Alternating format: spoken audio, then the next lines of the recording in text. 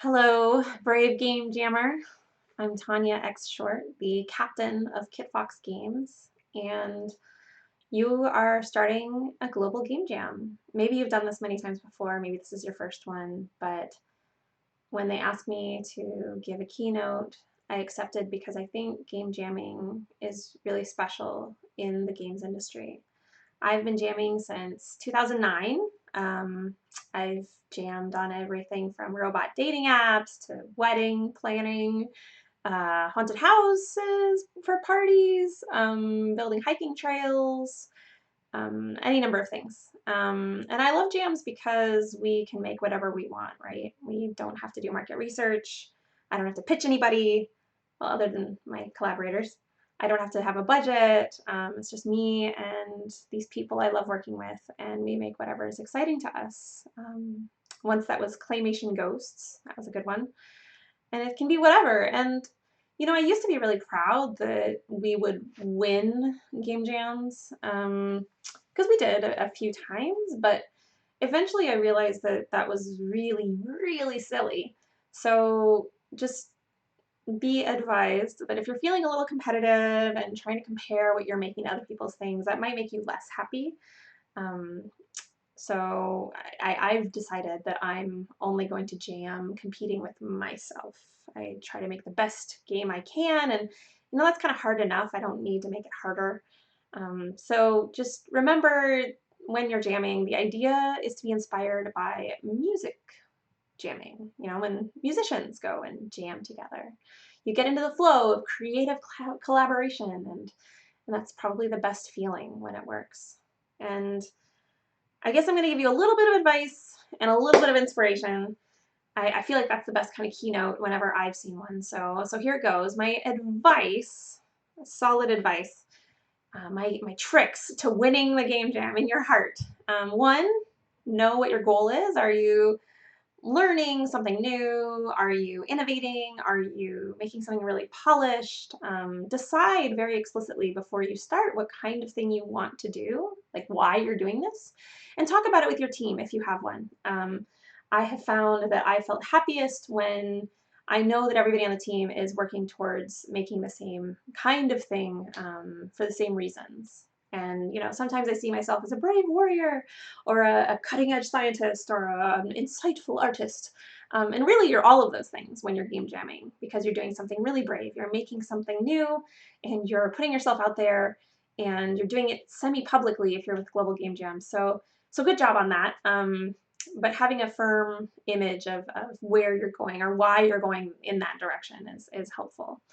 And specifically, if you do want to make something even somewhat finished, a game is never finished, but finished for a game jam, I highly, highly recommend that you follow the patented Tanya X Short game jam timeline that I've used for many, many years, and it's very, very helpful, which helps with scope without doing too much, project management details. On day one, you and your team solidify what are you making, and you get the project and the version control all set up, and then if you can, the stretch goal for the first day is to get that first little interaction working. If it's a game about making a hiking trail, maybe you can put down a little piece of trailer.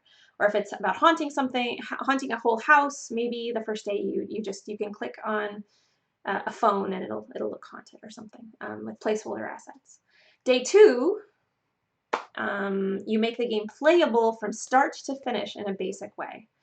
And the nice thing about that goal is that you can easily assess it around lunchtime. You can really see, like, okay, will this be done in time for me to get any sleep? And it's almost like feature complete. And so if you make sure there's nothing left risky to do by the end of the second day, you have all the major start to finish things in place.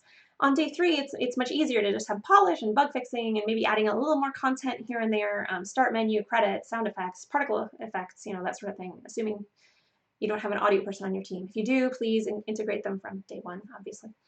And don't forget to try it at build on your computer a little bit early. And that's sort of the advice part of it.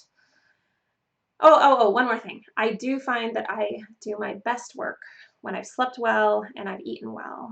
But I'm not going to judge you if you decide not to. I mean, each person has their own preferred workflow. And if you want to really like burn the midnight candle and sleep for 2 days after it's over, I mean, that's totally cool. And some people work better that way. Just please make sure you're not a jerk to your teammates or your loved ones or family. As a result, you know, if you're taking it out on them is not cool. So, and keep in mind, if you overwork, you might feel resentful that other people don't overwork. So maybe it's just easiest to like take it easy, get a lot of sleep, do your best work, but you know, you're going to do what you do. The important thing is that I believe in you. I really do. I don't know you probably, but I'm always inspired seeing what people make for every game jam, but especially Global Game Jam. I love that it's across the world, and I love that everybody has their own experiences and their own inspirations. I hope you're proud of what you make and that this act of creation teaches you something new about yourself. Look inside yourself and ask what you have to say. It's a new year, for better or worse, and it's a new jam, and we have a new opportunity to be joyful. So good luck.